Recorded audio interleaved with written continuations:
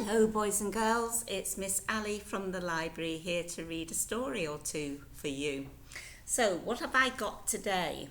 Well, there's this little book and it's called Who Needs Stories.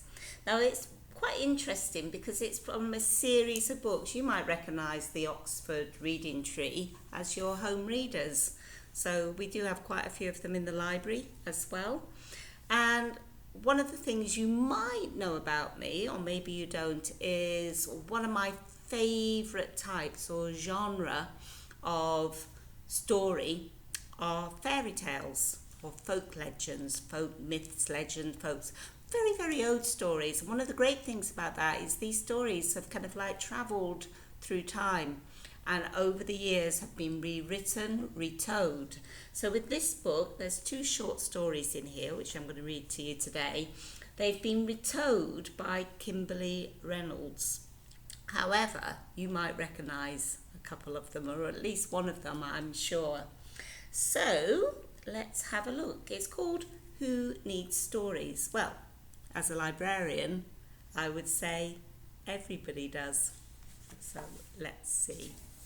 Stories are a place you can escape to. Stories are a place that can teach us lessons in a very subtle way. So it's kind of like, there's not very many pictures, so I'm not going to sit like this because I end up with my head upside down. Okay, but if there's a picture, I will show you. Okay, so now there's a letter from the author, which is Kimberley Reynolds. So thank you, Kimberley, for rewriting these stories. And she says, I grew up in a big family in the United States of America. I had 4 sisters, a brother, and lots of pets, including a goat. We all loved children's books. The goat liked eating them. Sometimes my mother had to declare there would be no reading at the table to remind us to talk to each other. That's quite interesting, isn't it? People don't read books at the table anymore. They're all sat on their phones, kind of not talking to each other. I think I'd rather read a book than be on the social media. When I moved to England, I discovered I could study children's books at university. Now I teach children's literature at Newcastle University. The stories in this collection have travelled over space and time. What was I saying? The North Wind and the Sun is one of the fables told by the slave Aesop, who lived in ancient Greece. The Monkey and the Crocodile comes from the Panchantara, a collection of tales from India, written about 2,000 years ago. To me, both stories still seem funny and wise. I hope you agree. Okay, so I hope you're sitting comfortably. Then I will begin. Once, a storyteller came upon a town where people never told stories. Why do we need stories? They asked. We like facts and we get them from the internet. You can get stories on the internet too, said the storyteller. What use are stories? The people asked. What use are stories? Cried the storyteller. They make you think. They help you solve problems. You need stories to help you understand how the world works. But the people just laughed. The storyteller knew that somehow she needed to bring stories back to the town. Whilst she was thinking about how to do it, she heard unhappy voices coming from a nearby park. She saw a group of children huddled together. What's the matter? She asked them. We always play in this park, answered a boy, but today a new group of kids have decided that they're in charge. They've taken over the swings and the slides and they keep telling us what to do. So there's the kids and the storyteller and also the other children who have taken over the slides and the swings. Yeah, complained one of the girls. There are more of us, so we should be in charge. We should make them do as we say." "But how?" said the others. "Shall we fight them?" "Crick crack," said the storyteller.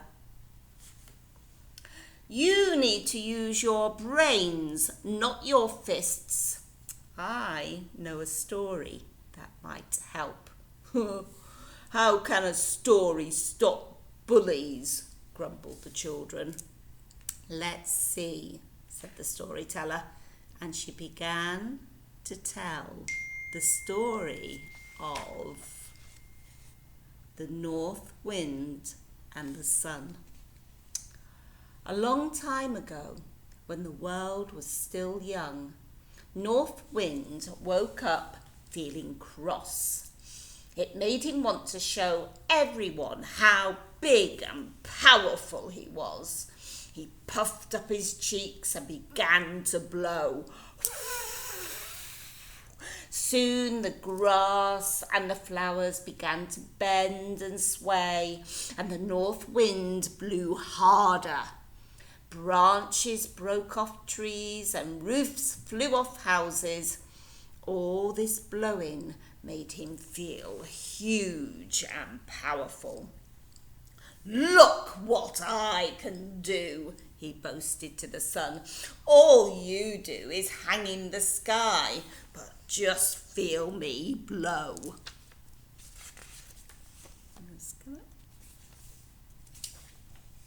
North wind blew again and made the sea rise up angrily. He made huge waves and smashed ships onto rocks. He's causing a lot of destruction. The sun watched the destruction and knew he must find a way to stop the north wind. Far below, he spotted a man walking along the road, and he had an idea. "North wind," he shouted over the noise of the gale. "You make a lot of noise, but I'm more powerful than you." "Prove it," demanded the north wind. "Do you see that man in his winter coat?" "I see him," said the north wind. "Well, let's see which of us can make him take his coat off," the sun declared. "That's easy," said the north wind, hurling a blast of freezing air at the man. "I'll blow his coat off him." North wind blew and blew, but as the air grew colder and the wind became stronger, the man frowned and wrapped his coat more firmly around himself. He pulled down his hat and stuck his hands into his pocket. North wind blew even harder. The man snuggled deeper into his coat and carried on walking. North wind was angry now. He blew up a gale. The man bent his head and pushed on. At last, the north wind grew tired from all his blowing. "I give up," he puffed. "My turn," said the sun. As he felt the sun's warmth, the man began to smile. Soon he took his hands out of his pockets. Sun shone harder, and the man removed his hat and wiped his brow. Walking was making him hot. Before long, he took off his coat. When he saw what Sun had done, North Wind realised that he had made a mistake. "I'm sorry, Sun," he said to his old friend. "I don't know why I was in such a temper. It was just a big waste of energy. But I think I'd better blow just a little now, because that poor man looks like he's far too hot." And so they walked together, the wind blowing gently and the sun shining. The man went on his way, thinking what a strange but beautiful day it had been. Well, we are back in the park. Hey, said a boy, that story has given me an idea. We don't want to fight the others. We want to be like the sun and persuade them to play. In no time, they'd started a game of chase, in and out of the trees. The sound of their laughter drew the bigger children from the play equipment, and soon they joined in, forgetting all about bossing the others around. Well, that's one thing that stories are good for, the storyteller thought as she watched them. Then she set off to find a place to stay. The storyteller was kept busy in the town without stories.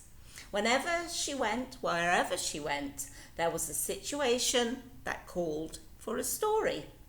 One afternoon, she came across a little girl who was crying her eyes out because her best friend had played a mean trick on her. Crick crack, said the storyteller.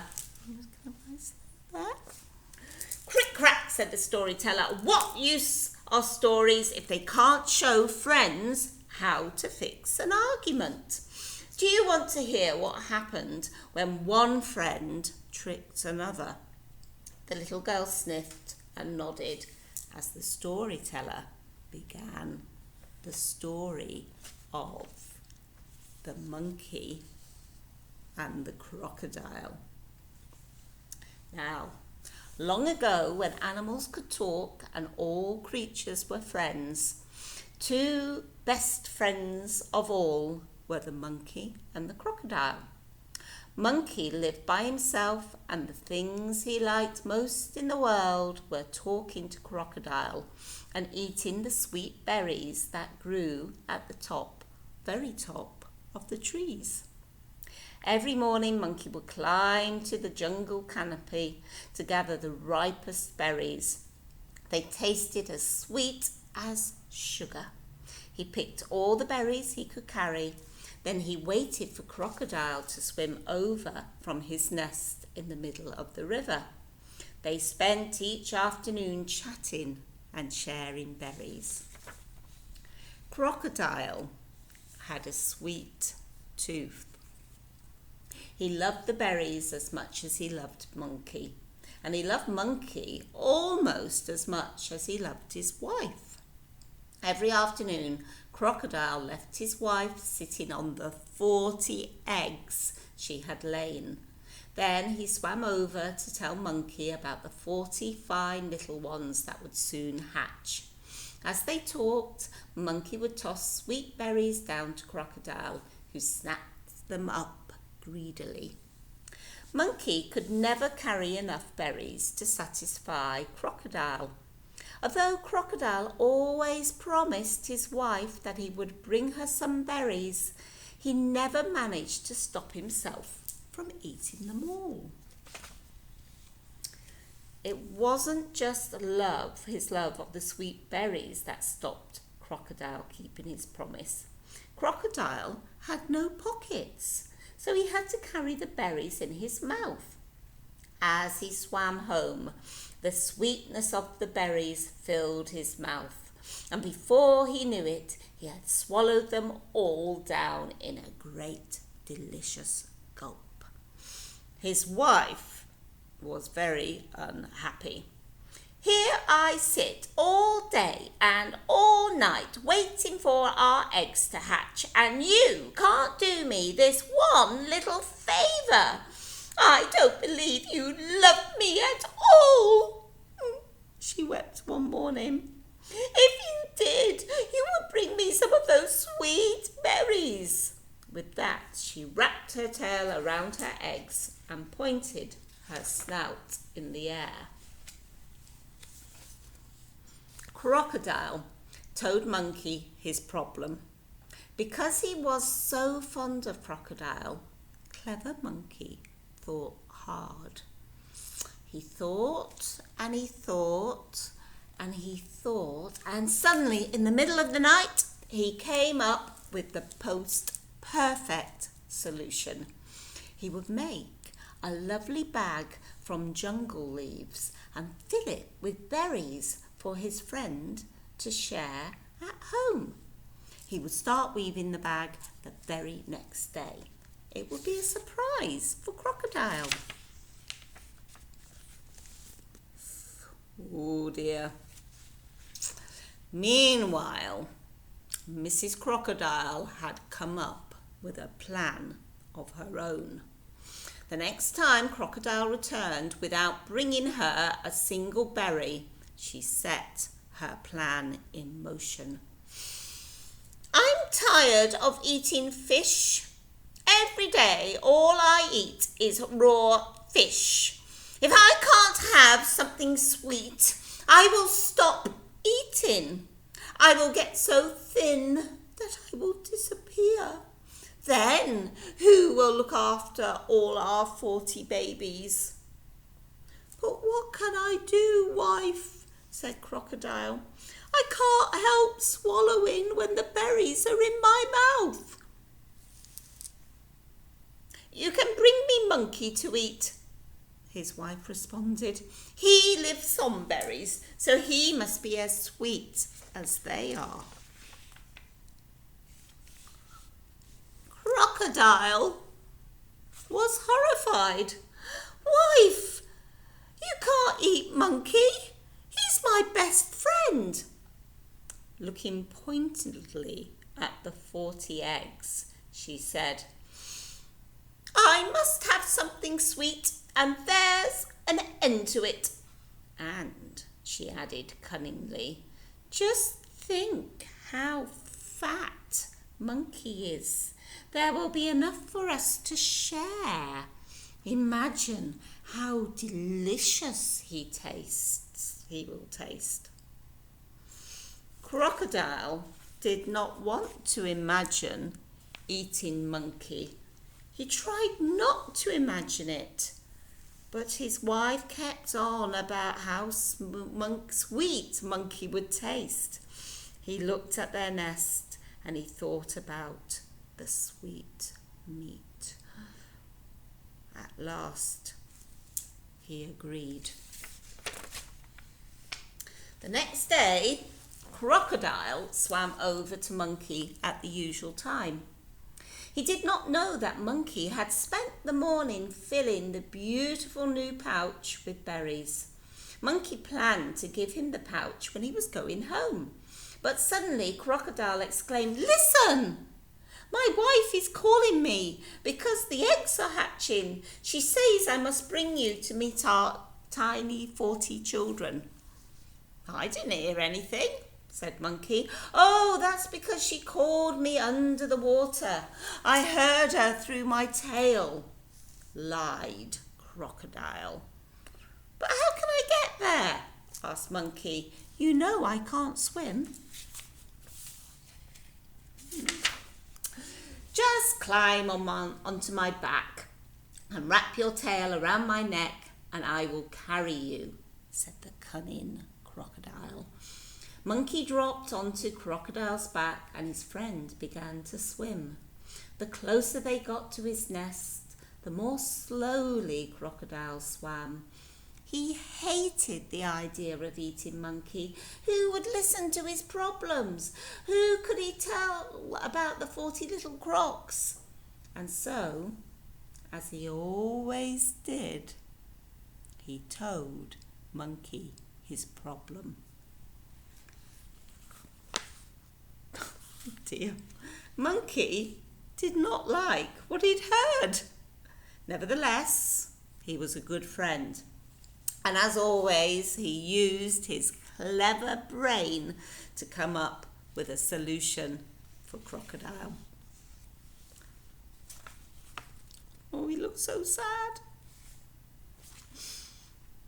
Crocodile, Monkey said, you and your wife don't want to eat me. I'm afraid we do, said Crocodile, imagining how happy his wife would be when he brought her Monkey. If you eat me, Who will pick you berries tomorrow or any other day? I will be the last sweet thing you eat. True, Crocodile said, but I can't disappoint my wife or she will stop eating and then my 40 babies will have no mother. I have a present for you and your wife back at my tree, said Monkey, but we left in such a hurry that I forgot to bring it. If you take me back to get it, I promise our problem will be solved. What present could solve a problem like this? Demanded Crocodile. I have spent all week making a big, beautiful bag. This morning, I climbed to the top of the canopy and filled it with berries.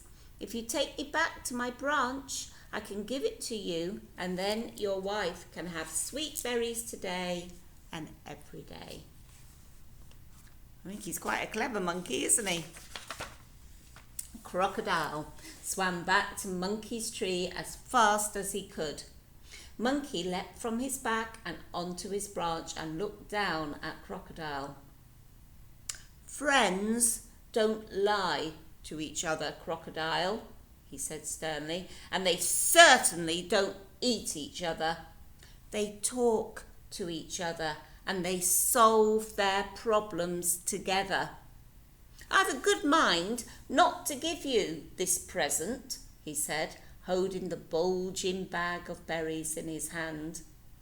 Crocodile hung his head in shame. You're right, Monkey. I don't know how I let myself be talked into betraying you like that. I promise I will never ever lie to you again, and I will never ever harm you.